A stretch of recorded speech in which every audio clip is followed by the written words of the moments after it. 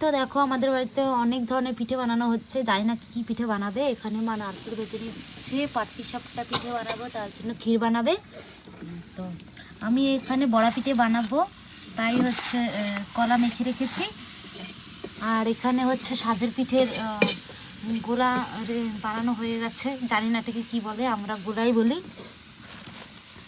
তোমাদের বাড়িতে কি কি পিঠে বানাবে সবাই কমেন্টে জানাবা, আর একটা করে ছবি দিবা। কাল হচ্ছে পৌষ পার্বণের, তাই আজ আমাদের বাড়িতে এত কিছু বানানো হচ্ছে। দেখো আমাদের বাড়িতে স্পেশাল রাঁধুনি।